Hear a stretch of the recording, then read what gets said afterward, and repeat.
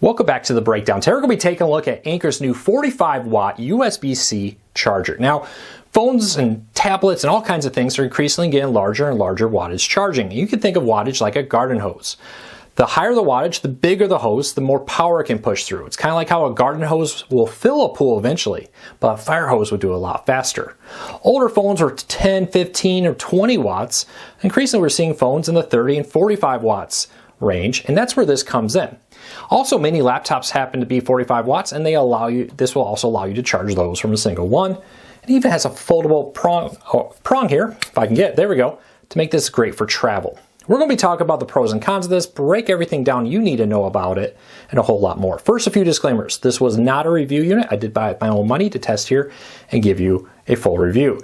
Second, with this, pricing on them changes so rapidly, I hate to give you a price, have it be wrong. I'll put a link to it on Amazon down below and in the first pinned comment, so you can find it on Amazon there.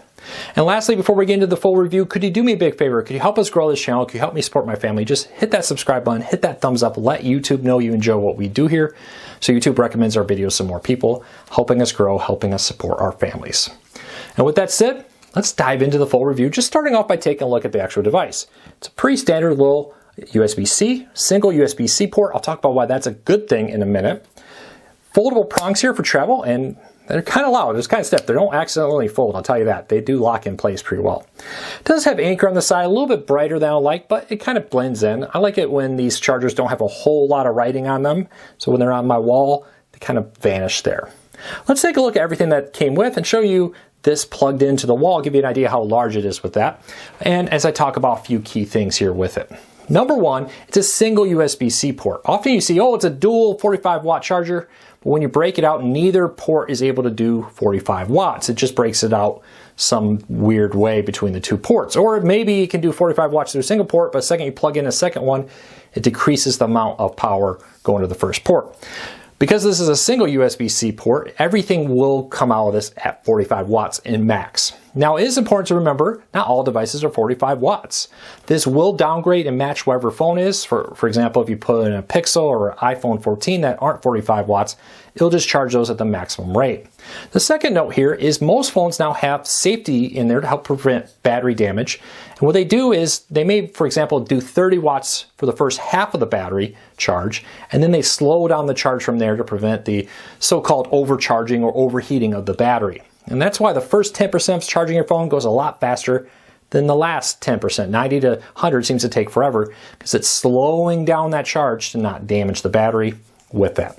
You also see that in Androids and others, the adaptive charging, the ability that you plug it at night and it slowly charges it to try to match whenever your alarm is set for you to have power when you wake up. And so it's keep in mind that this will adapt to whoever your phone is trying to pull from it. So if you hook up a monitor and you have a phone, just keep that in mind. Lastly with this, everything that worked pretty well. We always ask ourselves a few things with devices like this. Does it do what it says it's going to do? And yes, we were able to max charge a wide range of devices, including our Lenovo Yoga laptop, which was a 45-watt charging laptop. Second with this is it well made? And yes, we had no problems with it. Anker has developed a good reputation for high quality products, and this lived up to that reputation in our testing. Everything worked like it should without any issues. So overall, 2 thumbs up. It did what it says it's going to do, does it well. I like the form factor, and I actually like it. One USB-C helps prevent issues of trying to plug too many devices into a single one. So I'll put a link to this in the show notes and in the first pinned comment to it on Amazon if you want to find it there. If you have any questions that we didn't answer, check out the Amazon listing and leave us a comment. We'll do our best answering any questions we can down there. So until next time, take care, be safe. We'll be back again real soon with another review.